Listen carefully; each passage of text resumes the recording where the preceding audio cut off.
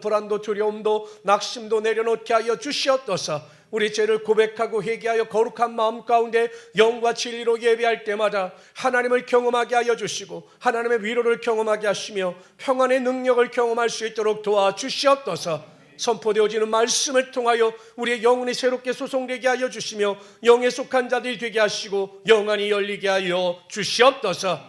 행복한 우리 순복음교회를 위하여 기도합니다. 하나님, 우리 모든 성도들이 같은 마음 같은 생각 같은 말을 하게 하여 주시고 사랑하고 섬기며 낮아지는 자들이 되게 하여 주시옵소서. 이 마지막 때 우리가 교회의 사명을 감당하기 위하여 예배자 100명을 위하여 기도합니다. 보내주시고 세워지게 하여 주시고 우리가 영혼을 사랑하는 마음을 가지고 전도하게 하여 주시옵소서. 우리 모든 성도의 믿음 안에서 천국을 향하여 걸어나가는 시간이 되게 하여 주시옵소서. 우리 언제나 함께 하심을 감사하며 예수님의 이름으로 기도드리옵나이다. 아멘. 우리 앞뒤 좌우산에 있읍시다. 동서남북을 바라봅시다. 축복합시다. 주님의 일어나시를 축복하고 환영합니다. 우리를 축복합시다. 나는 정말로 귀하고 소중한 존재입니다. 나는 정말로 행복한 사람입니다. 나는 정말로 강건한 사람입니다. 믿으시기를 바랍니다. 오늘은 말라기 3장 13절로 18절까지 말씀이 되겠습니다. 구약 성경 1330페이지를 찾아주시기 바랍니다. 구약 성경 1330페이지 말라기 3장 13절로 18절까지 말씀이 되겠습니다.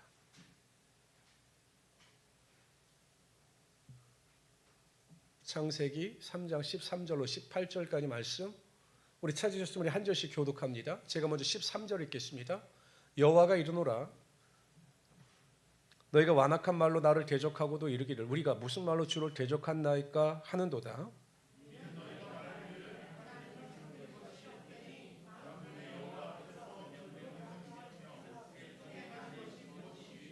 지금 우리는 교만한 자가 복되다 하며 악을 행하는 자가 번성하며 하나님을 시험하는 자가 화를 면한다 하노라 함이라.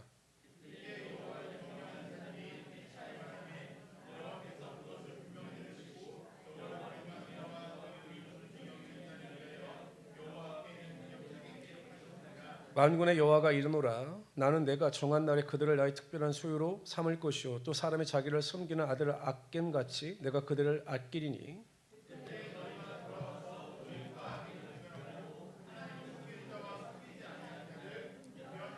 아멘. 저는 오늘 읽어드린 본 말씀을 가지고 현상이 아닌 본질에 집중하라, 이와 같은 제목으로 하나님의 말씀을 증거하도록 하겠습니다. 성경 66권 중에서 그 내용이 가장 오해를 받거나 왜곡되어져서 이해되는 성경이 오늘 저와 여러분이 살펴본 말라기서입니다. 한번 여쭤보죠. 여러분, 말라기 하면은 어떤 내용이, 어떤 주제가 생각나십니까? 말라기 하면 여러분이 말라기서에 대한 내용을 딱 들으실 때 가장 먼저 생각나는 단어가 무엇입니까?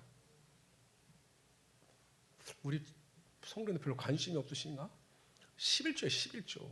모든 성도들이 말라기 하면 11조 이렇게 이야기합니다. 그래서 말라기서는 11조에 대하여 강조하는 성경이다, 이렇게 오해하는 분들이 정말로 많습니다. 그 이유가 무엇이냐면 말라기 3장 10절에 보면 만군의 여호와가 이르노라, 너희 온전한 11조를 창고에 들여 나의 집에 양식 있게 하고 그것으로 나를 시험하여 내가 하늘문을 열고 너에게 복을 쌓을 곳이 없도록 붙지 아니하나 보라. 이 말씀을 목사님들께서 11조를 강조하실 때마다 이 말라기 3장 10절을 말씀하시기 때문에 대부분의 성도들은 이 말라기서는 11조에 관한 주제를 다루고 있다, 이렇게 오해를 합니다. 그런데 아닙니다. 말라기서가 여러분 11조를 강조하는 성경이 아닙니다. 이 말라기서는요, 신앙의 개혁, 종교의 개혁을 부르짖는 그야말로 개혁적인 신앙을 다루고 있는 것입니다. 죄악으로부터 돌아와야 한다, 신앙을 회복해야 된다, 거룩함 가운데 나가야 한다라는 것을 강조하는 것이 이 말라기서입니다. 그 중에 일부가 11조에 관한 내용인데요, 오직 그것만을 강조하니 많은 분들이 오해하고 있는 겁니다. 말라기서는 구약 성경의 맨 마지막에 나오는 성경입니다. 이 말라기의 뜻은 나의 사자라고 하는 의미죠. 그런데 여러분, 이 말라기 선지자가 언제 활동했느냐, 이 말라기 선지자가 언제 활동했느냐라고 하면 여러분들 그 역사서에 보면 느헤미야를 기억할 겁니다. 느헤미야, 그 성경의 역사서에 보면 느헤미야, 이 느헤미야는요, 그 이스라엘 백성들이 멸망을 당하고 70년 만에 고국으로 돌아오는데 3차 귀환 때 온 사람이 바로 이 느헤미야입니다. 왜 느헤미야가 그 포로에서 또 돌아왔느냐 하면 느헤미야는 여러분 돌아올 필요가 없었습니다. 그 바벨론에서 아다사스다 왕의 술 맡은 신하였기 때문에 높은 관직이 있었죠. 그냥 바벨론에 살아도 부귀영화를 누릴 수 있는데 왜 왔느냐? 들어보니까 자신의 고국 예루살렘 성벽이 무너졌다라고 하는 소식을 듣고 그 마음의 비참함을 가지고 예루살렘 성벽을 재건하기 위하여 온 겁니다. 예루살렘 성벽을 재건하죠. 근데 예루살렘 성벽을 재건하는 일에 그친 것이 아니라 그 당시 에스더라고 하는 율법사와 함께 이스라엘 민족의 종교 개혁을 일으킵니다. 그래서 막 백성들이 회개하고 여러분 그 느헤미야 8장에 보면 하나님의 말씀을 삼아요. 이른 새벽부터 정오까지 하나님의 말씀을 듣는 놀라운 그 역사가 나타나게 됩니다. 그런데 문제가 발생합니다. 그것은 무엇이냐? 그 바벨론의 아다사스다 왕이 비서와 같은 이 느헤미야를 자신의 고국으로 다시 소환한 겁니다. 그러니까 대사관을 소환하는 것처럼 대사를 소환하는 것처럼 느헤미야를 소환한 거죠. 그 기간이 어느 정도 되느냐? 약 3년에서 5년 정도 됩니다. 그 내용을 다루고 있는 것이 느헤미야 13장 6절 7절인데요. 그때에는 내가 예루살렘에 있지 아니하였느니라. 바벨론 왕 아다사스다 32년에 내가 왕에게 나아갔다가 며칠 후에, 이 며칠이 3년에서 5년입니다. 왕에게 말미를 정하고 예루살렘에 이르렀어야 엘리야십이 도비야를 위하여 하나님의 전뜰에 방을 만든 악한 일을 안지라. 이스라엘 민족이 3년에서 5년 사이 또 타락한 겁니다. 제사장은 제사장대로, 모든 백성들은 그 백성들대로 다 타락한 거죠. 하나님께서 그들을 사랑한다라고 말을 해도 하나님께 우리를 어떻게 사랑하시느냐라고 반문할 정도로 그 신앙이 최악이었습니다. 바로 이러한 상황 가운데 말라기가 일어선 겁니다. 다시 회개하고 돌이켜 하나님의 은혜 가운데 돌아와야 한다라고 이 말라기 선지자가 강조하고 있는 겁니다.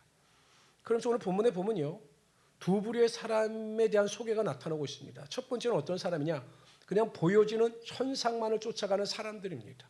그러니까 내세 하나님의 나라에 대한 관심도 없고 영적인 일에 관심도 없습니다. 오직 현실에 관심을 가지고 현실의 성공과 안위만을 쫓아가는 사람들에 대한 부류가 소개되고 있습니다.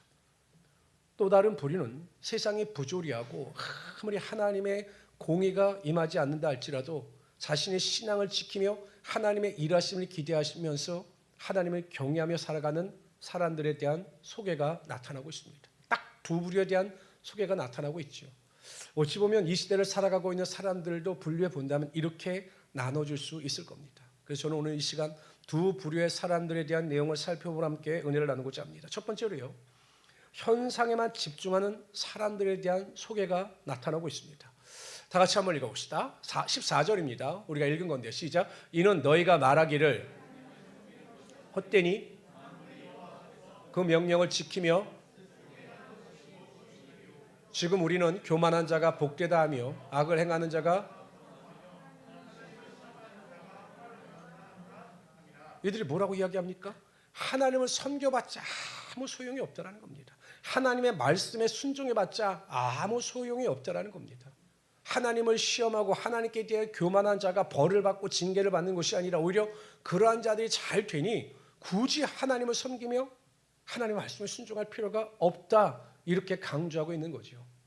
그 당시에 나타났던 사회적 현상이 그랬던 것으로 보입니다. 하나님께 대하여 교만하고 하나님의 말씀에 불순종하고 자신의 쾌락과 성공만을 쫓아 살아가는 자들은 잘 살고, 여러분들처럼 믿음 안에서 순종하고 하나님의 영광과 거룩함을 쫓아 살아가는 사람들은 결핍과 고난과 환난 가운데 살았던 것으로 보입니다.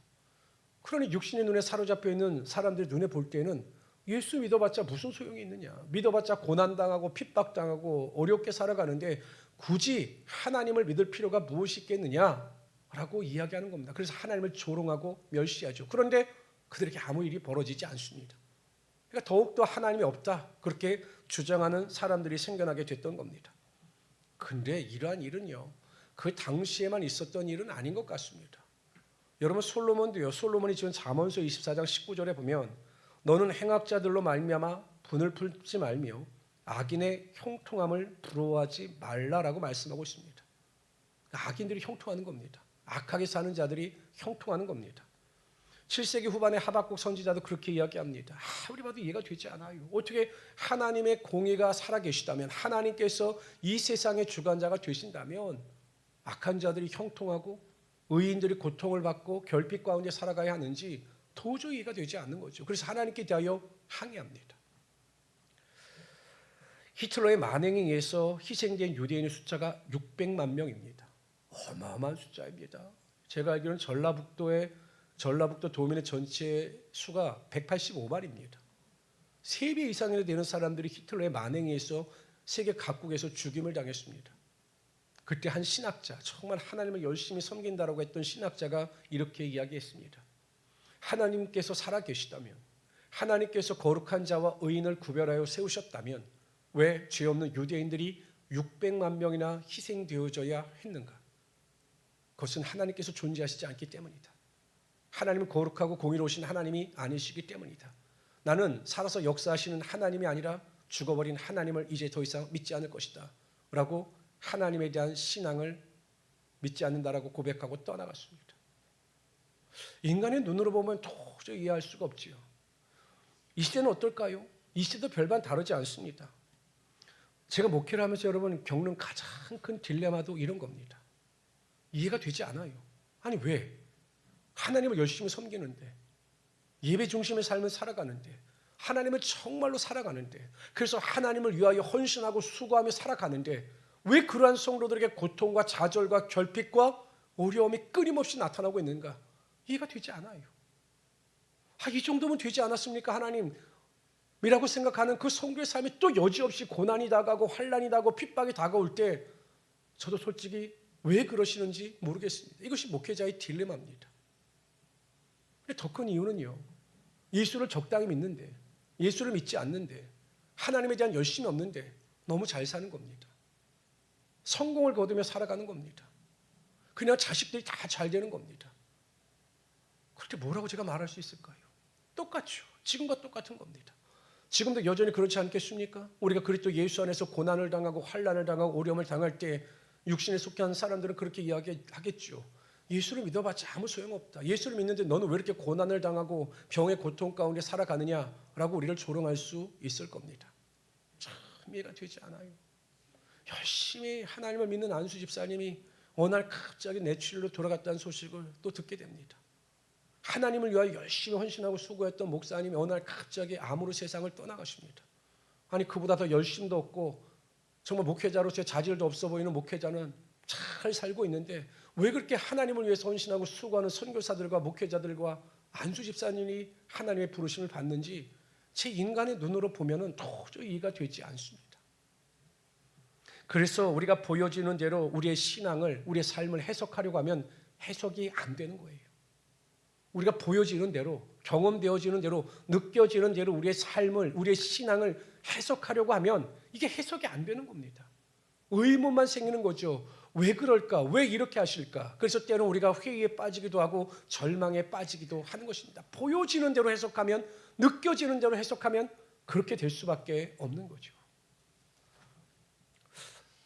이스라엘 백성들이 홍해 앞에 갇혔다는 소식을 듣고 바로 왕이 마음이 바뀌었습니다.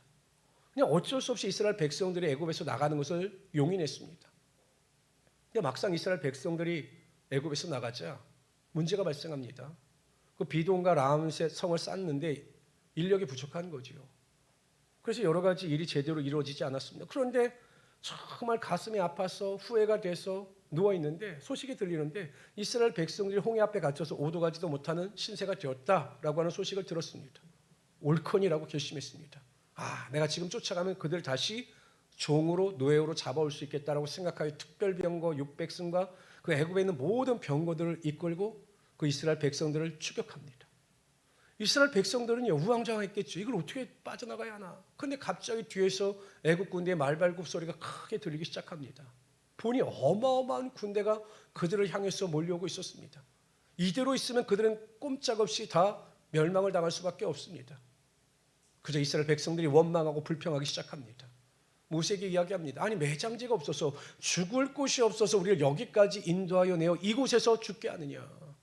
우리가 말하지 않았느냐? 우리가 애굽에서 그 애굽 왕과 백성들을 섬길 테니 우리를 그냥 두어라라고 말하지 아니하였느냐? 그런데 왜 여기까지 와서 우리를 비참하게 죽게 만드느냐? 이렇게 모세에게 항의합니다. 그냥 보여지는 대로 해석하는 것이죠. 보여지는 대로 느껴지는 대로 말하는 겁니다. 근데 모세는 그들의 말을 듣고 낙심하지 않았습니다. 보여지는 애국 군대의 그 위용을 보고 슬퍼하거나 포기하지 않았습니다. 오히려 그는 담대하게 선포합니다. 이스라엘 백성들을 향해서 잠잠하라라고 이야기합니다. 하나님께서 너희를 위하여 너의 구원을 위하여 행하시는 일을 보라라고 이야기합니다. 저 달려오는 밀려오는 애국 군대는 더 이상 너희가 영원히 보지 못할 것이다. 너희를 위하여 싸우시는 하나님의 능력을 바라라고 이야기합니다. 여전히 여러분 홍해는 갈라지지 않았습니다. 환경은 열악합니다. 그러나 모세는 보여지는 대로 말하고 보여지는 대로 해석한 것이 아니라 그 위급한 상황 가운데서 일하고 계신 하나님의 능력을 믿었던 거죠. 능력을 믿으니까 해석이 달라지고 해석이 달라지니까 선포와 고백이 달라지게 되는 겁니다. 그리고 마침내 그가 지팡이를 들고 홍해를 향하여 내뻗었을 때 그 홍해가 갈라지고 이스라엘 백성들은 땅같이 그 홍해를 건너게 되고 애국 군대는 전부 그곳에서 멸망당할 수밖에 없었던 겁니다. 우리가 이 세상을 살아갈 때 여전히 홍해가 우리의 인생을 가로막고 있을 수 있습니다. 그러나 여전히 그럼에도 불구하고 우리를 위하여 일하시는 하나님의 능력과 은혜를 기억할 수 있는 우리 성도들이 되시기를 바랍니다. 정말 어려워요. 힘들어요. 마음이 낙심이 됩니다. 내가 너무나 아픕니다. 기도하는데 여러분이 고통과 좌절 가운데 있습니다. 자녀로 인하여 여러 가지 어려움을 당합니다. 가정 문제로 인하여 고통을 당합니다. 그럼에도 불구하고 그 순간에도 하나님 우리를 포기하지 아니하시고 우리를 위하여 일하고 계시는 하나님이 되심을 믿으시기를 바랍니다. 그러면 절망과 원망과 불평이 아니라 그럼에도 불구하고 다시 우리가 일어설 수 있는 믿음의 능력을 경험할 수 있게 될 것입니다. 이런 믿음을 가지고 승리할 수 있는 우리 귀한 성도들이 되시기를 주님의 이름으로 축원합니다. 두 번째로요,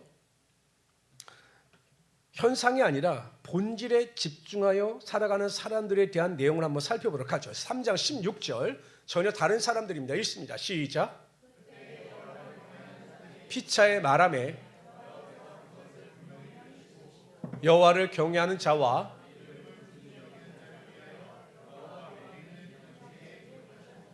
여호와를 경외하는 자라고 하였습니다. 삶이 힘들고 어려워도 오직 하나님께 초점을 맞추며 본질을 바라보면서 살아가는 성도들에 대한 소개입니다. 근데 그들이 어떻게 이야기하느냐? 피차 말한다라는 겁니다. 그러니까 하나님을 경외하는 자들끼리 만나서 서로 이야기하고 대화를 나누는데 하나님께서 그들의 이야기를 들으시고 그들의 말을 기억하시고 그들의 선행을 기억하사 하나님의 기념책, 우리의 행위를 기록하는 그 행위책에 그들의 선행을 기록하셨다는 거예요. 그러니까 여러분, 우리가 고난을 당하고 앞이 보이지 않을 때 가장 중요한 첫 번째 선택은 우리의 입술을 다스리는 겁니다. 그러니까 보통 사람들은요, 말을 할 때 그냥 느껴지는 대로 말을 합니다. 그냥 어려우면 아이고 이제 나는 망했다라고 이야기를 합니다. 아무 일도 일어나지 않는데 조금만 어려우면 아이고 나는 망했다, 나는 끝났다, 너무 힘들다라고 하는 부정적인 말을 합니다. 그러나 예수 믿는 성도들은요, 하나님께서 내 말을 들으신다라고 하는 믿음을 가지고 그 마음이 어떠하든지 간에 그 입술의 고백이 긍정적이고 믿음의 고백과 창조적인 말을 할 수 있어야 한다는 겁니다. 근데 하나님을 경외하는 자들이 오늘 본문에 보면 모여서 그렇게 했다는 거죠.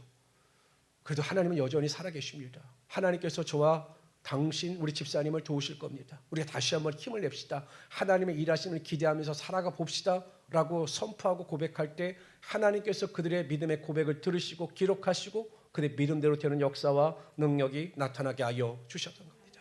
여러분, 성경에 보면요, 민수기 이렇게 말씀하고 있습니다. 그들에게 이르기를 여호와의 말씀에 내 삶을 두고 맹세하노라. 너희 말이 내 귀에 들린 대로 내가 너에게 행하리니.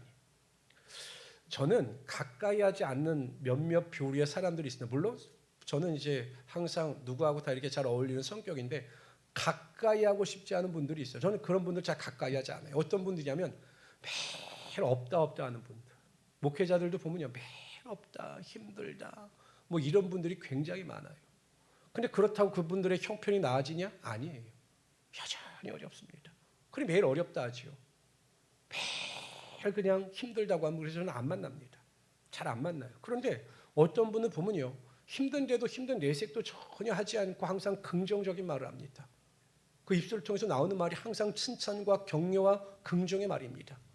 근데 그런 분들을 만나보면 항상 그분들의 삶 속에는요, 삶의 형편이 어떠하든지 간에 하나님이 주시는 평안과 그 심령의 하나님의 나라의 임재가 나타나고 있음을 보게 돼요. 그리고 하나님께서 그분들을 도와주셔요. 저도 그렇습니다. 저는 참 목회를 하면서 한 가지 좀 그런 것 중에 하나가, 제가 이렇게 좀 얼굴이 부하게 생겨서 그런지 제 동기들이나 선배들 중에 저에게 목회를 하면서 이렇게 물어보면 힘들지라고 물어본 분들이 저에겐 한 번도 없어요. 워낙 잘 먹고 그래서 그런지. 근데 저는 절대 누구한테 가서 아쉬운 소리 안 합니다. 제가 딱 못하는 두 가지가 있는데, 첫째, 아쉬운 소리를 못하고 누구에게 청탁을 못합니다. 부탁을 못합니다. 아무리 친해도 이걸 해주세요라고 부탁을 못합니다.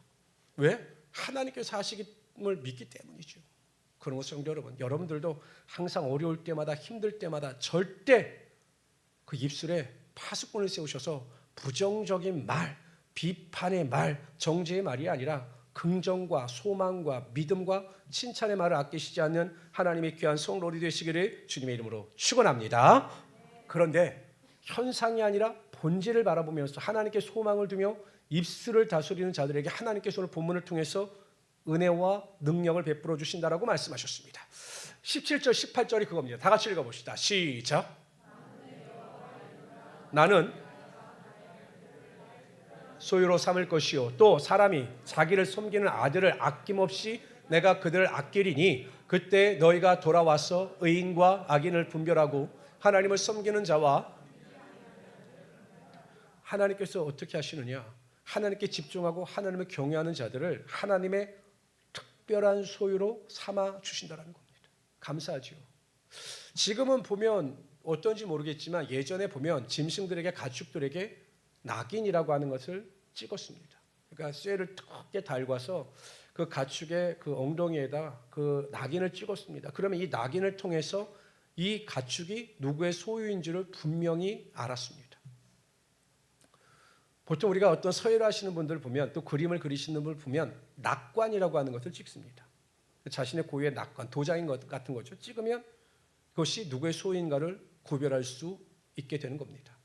근데 에베소서 1장 13절에 보면 우리에 대하여 뭐라고 설명하시냐, 하나님께서 우리를 성령으로 인을 치셨다라고 말씀하십니다. 그러니까 하나님께서 성령으로 우리에게 낙인을 찍으신 거예요. 그 낙인의 내용이 무엇입니까? 이 사람은 내 소유다라고 하나님께서 낙인을 찍으신 겁니다. 감사하지 않습니까? 정말 수많은 사람들 중에서 하나님께서 우리를 하나님께 특별한 소유를 삼아 주셔서 우리에게 성령의 인치심을 통하여 그 확신함을 보여주신 거죠. 하나님께서 우리를 하나님의 특별한 소유 삼으셨다라고 하는 의미는 하나님께서 우리의 보호자가 되어 주사 어디에 가든지 우리 함께 하시며 우리를 도와주시는 하나님이 되심을 말씀하고 있는 겁니다.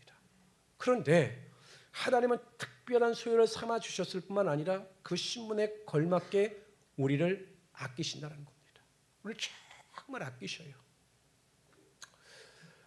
제가 이렇게 유튜브에 보니까 발달 장애를, 신앙이 있는 집사님이신데 그 발달 장애를 가진 아들을 키우는 그 어머님에 대한 이야기가 나왔어요. 한 13살 정도, 신체적 나이로 한 13살 정도 됐는데 지능적 나이는 한 3살, 4살밖에 안 되는 그 발달 장애를 키우는 그 부모에 대한 이야기입니다. 뭐 그 정도 이제 학교를 보내기는 하지만 보면 학교에 갔다 오면 모든 24시간이 그 아이를 돌보는데 집중되어 있었습니다.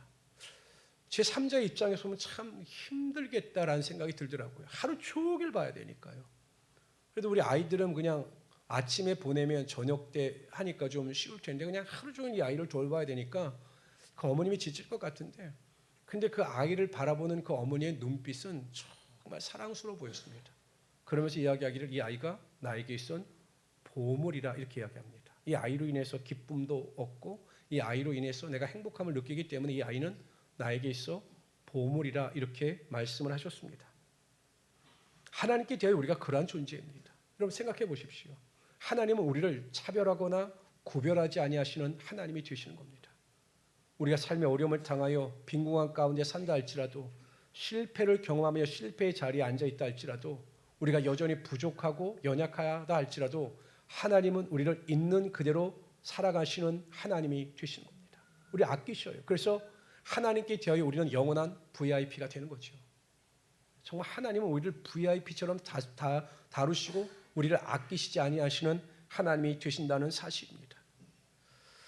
누가복음 16장에 보면 부자와 나사로에 대한 이야기가 나옵니다.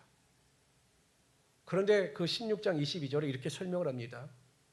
이에 그 거지가 죽어 천사들에게 받들려 아브라함의 품에 들어가고 부자도 죽어 장사되매.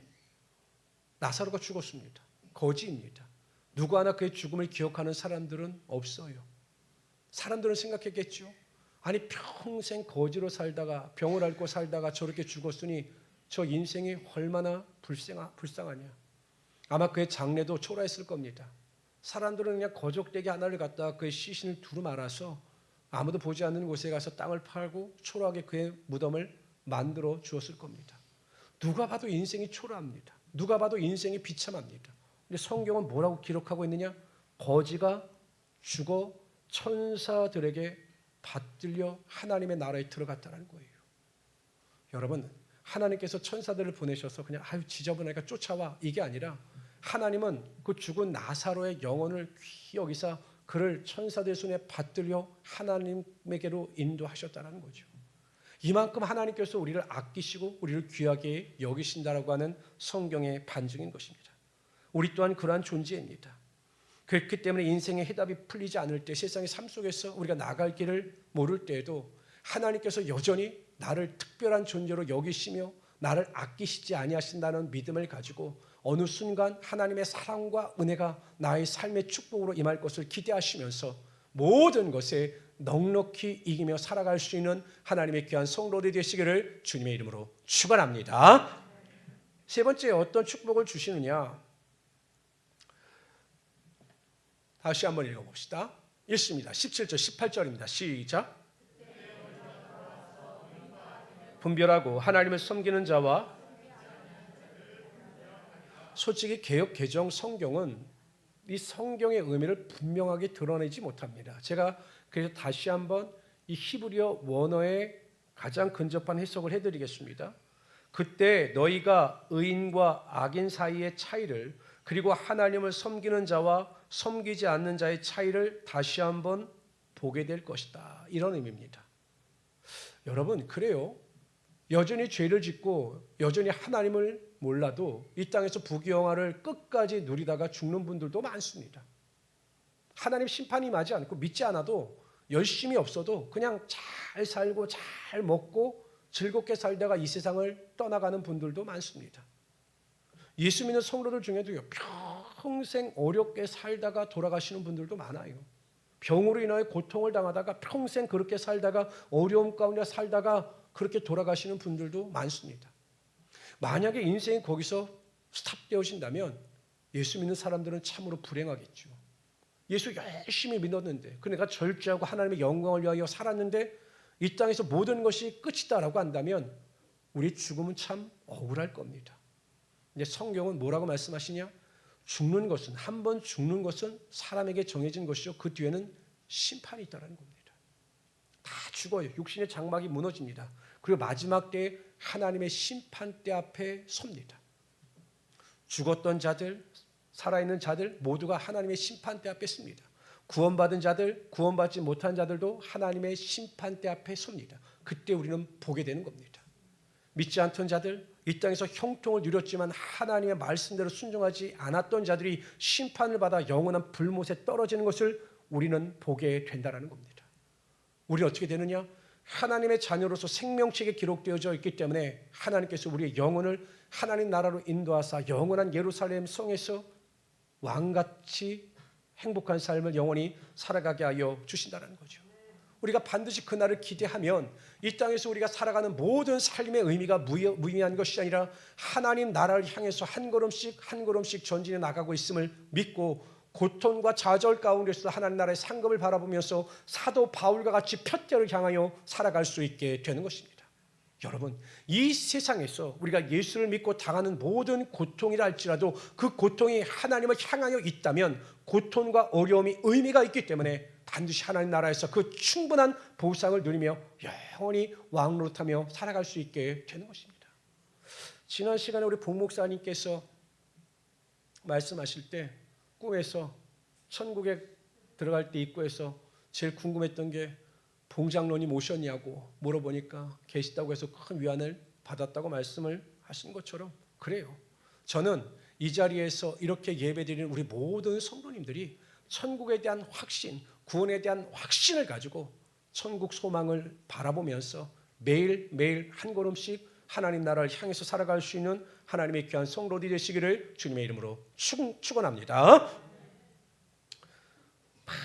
갈릴리 바다가 요동칠 때 제자들이 타고 있던 배가 위기에 빠집니다. 그때 예수님께서 물 위를 걸어오십니다.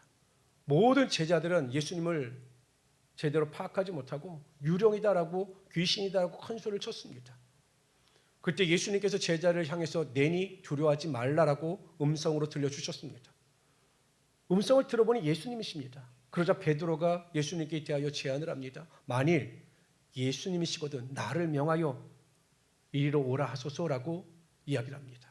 그랬더니 예수님께서 오라라고 말씀하십니다. 베드로는 두려웠지만 저 물에 떠 계신 예수님을 바라봤습니다. 예수님께서 자신을 붙잡아 주심을 믿었습니다. 배에서 내렸습니다. 놀라운 일이 벌어집니다. 빠질 줄 알았는데 그 출렁이는 그 갈릴리 호수를 그가 걸어가고 있는 겁니다. 모든 것이 다 신기했습니다. 그의 믿음이 그 물 위를 걷게 한 것이죠. 근데 갑자기 그 밀려오는 그 높은 파도와 바람의 소리를 의식하기 시작합니다. 어떻게 이 위기 가운데 내가 빠지면 어떡하지? 라고 하는 두려움이 순식간에 밀려옵니다. 현상, 허상을 바라보는 거죠. 그러자 그가 그만 물에 빠지고 말았습니다. 살려달라고 소리치는 그 베드로를 예수님께서 건져주셨죠. 그리고 말씀하십니다. 믿음이 적은 자여 왜 의심하느냐. 우리가 살아가는 이 세상도 똑같습니다. 높은 파도가 치는 갈릴리 호수와 같이 여전히 위기와 어려움이 존재합니다. 때로는 그 위기와 어려움의 파고 속에서 우리는 넘어지기도 하고 슬퍼하기도 하고 좌절하기도 합니다. 그러나 우리가 집중해야 될 것은 허상이 아닙니다. 현상이 아닙니다. 파도나 그 바람 소리가 아닙니다. 여전히 우리를 기다리고 계신 예수님께 대하여 하나님께 대하여 초점을 맞추고 본질을 바라보면서 살아갈 때 위기가 기회가 되고 어려움이 축복이 되는 하나님의 역사가 나타나게 되는 것입니다. 저는 그러기 위해서 우리 성도님들이 첫 번째 가장 중요한 것은 아무리 어려워도 아무리 힘들어도 모든 것이 막힌 것처럼 느껴져도 그래도 하나님께서 나를 위하여 일하고 계심을 믿으시기를 바랍니다. 그리고 고백하세요. 하나님은 여전히 나를 위해서 일하십니다. 내 기도 소리를 듣고 계시며 그 기도 소리에 응답하시기 위하여 하나님의 손길이 여전히 역사하고 계십니다. 나의 문제도 고난도 변고도 하나님께서 축복으로 바꿔주실 것을 저는 믿습니다 라고 믿음의 고백을 드릴 수 있기를 바랍니다. 부정적인 말이나 의심의 말이나 원망이나 불평의 말을 입 밖에도 내지 마시고 긍정과 믿음과 감사의 말을 통해서 하나님께 가까이 나아갈 수 있는 우리 성도들이 되시기를 바랍니다. 세 번째, 우리는 하나님의 특별한 소유가 되었습니다. 그래서 하나님 우리를 아끼시지 아니하십니다. 그 사랑이 여전히 유효하며 우리를 위하여 일하고 계심을 믿을 수 있기를 바랍니다. 마지막으로 우리의 심판은 반드시 있습니다. 하나님의 백보자 심판은 반드시 있습니다. 마지막 때 그 심판대 앞에 섰을 때 내가 하나님의 자녀로 인정받고 칭찬받으며 존경과 영광의 모습을 가지고 하나님 나라에 들어가 영원히 왕노릇할 것을 기대하시면서 매일 푯대를 향하여 걸어가시는 하나님의 귀한 성도들이 되시기를 주님의 이름으로 축원합니다. 기도합시다. 조시 하나님, 오늘 우리를 사랑하여 주사 주님의 전에 나오게 하여 주시고 우리가 믿음으로 결단하여 이 죄악된 세상을 넉넉히 이기며 살아가게 하여 주심을 감사합니다. 하나님, 여전히 힘들고 어렵지만 힘들고 어려운 삶 속에서도 하나님은 여전히 나를 사랑하시며 나를 위하여 일하고 계심을 믿게 하여 주시옵소서. 내가 신음할 때마다, 내가 기도할 때마다, 내가 고통 중에 있을 때마다 나를 찾아오사 나를 위하여 일하고 계시는 그 하나님 앞에 우리가 입술을 열어 믿음의 고백을 드리게 하여 주시고 감사와 긍정의 말을 할 수 있도록 도와주시옵소서. 우리 모든 성도들은 하나님께 대하여 특별한 소유가 됨을 인정하게 하시고 하나님께서 나를 아끼지 아니하시며 나를 사랑하시는 그 하나님이 되심을 믿게 하여 주시옵소서. 반드시 하나님의 심판이 있음을 믿게 하여 주셔서 우리가 그 심판대 앞에서 불못에 떨어지는 자들이 아니라 영원한 하나님의 나라에 들어가 왕노릇함을 바라보면서 하나님 나라의 상급을 쌓는 우리 성도들이 되게 하여 주시옵소서. 하나님으로 이 자리 참석한 우리 모든 성도의 마음속에는 어떠한 우울감도 낙심도 절망도 떠나가게 하여 주시옵소서. 근심도 떠나가게 하여 주시옵소서. 모든 병도 고침받게 하여 주시옵소서. 언제나 함께 하심을 감사하며 예수님의 이름으로 기도드리옵나이다. 아멘. 우리 찬양합시다. 찬수가 202장 우리 힘차게 박수치면서 찬양합시다.